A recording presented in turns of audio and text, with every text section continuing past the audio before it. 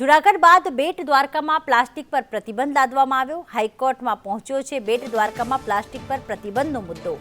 ઓખા નગરપાલિકાની હાઈકોર્ટે ઝાટકણી કાઢી। નગરપાલિકાએ કરેલા એફિડેવિટ પર કોર્ટ બગડી હતી। બેટ દ્વારકા ટાપુ કરતાં વધુ ડમ્પિંગ સાઇટ બની ગયું છે તેવું હાઈકોર્ટે નોંધ્યું। સાથે જ કહ્યું કે સ્થાનિક તંત્રની બેદરકારીથી ડમ્પિંગ સાઇટ બની ગયું છે દ્વારકા। નગરપાલિકાએ હાઈકોર્ટની ઝાટકણી બાદ એફિડેવિટ પરત ખેંચી।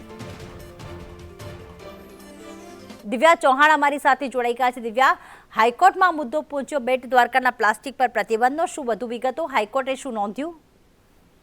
પ્રીતિ, ગુજરાત હાઈકોર્ટમાં જૂનાગઢમાં પ્લાસ્ટિક પ્રતિબંધ મુદ્દે પીઆઈએલ કરવામાં આવી હતી અને બેટ દ્વારકામાં પ્લાસ્ટિકનો પ્રતિબંધ હોવાને લઈને અરજી કરવામાં આવી હતી। જોકે તંત્ર દ્વારા બેદરકારી રાખતા હોવાના અનેક ખુલાસા પણ અરજદાર દ્વારા કરવામાં આવ્યા હતા। સાથે જ તંત્ર દ્વારા એફિડેવિટ રજૂ કરવામાં આવ્યું, જેને લઈને ગુજરાત હાઈકોર્ટે નારાજગી વ્યક્ત કરી હતી અને આખરે ગુજરાત હાઈકોર્ટે કડક શબ્દોમાં ઝાટકણી કાઢતા મનપા દ્વારા તમામ જે એફિડેવિટ હતી તે પરત લઈ લેવામાં આવી હતી અને વિગતવાર કાર્યવાહી સાથે એફિડેવિટ રજૂ કરવા માટે મૌખિક ટકોર ગુજરાત હાઈકોર્ટ દ્વારા કરવામાં આવી હતી।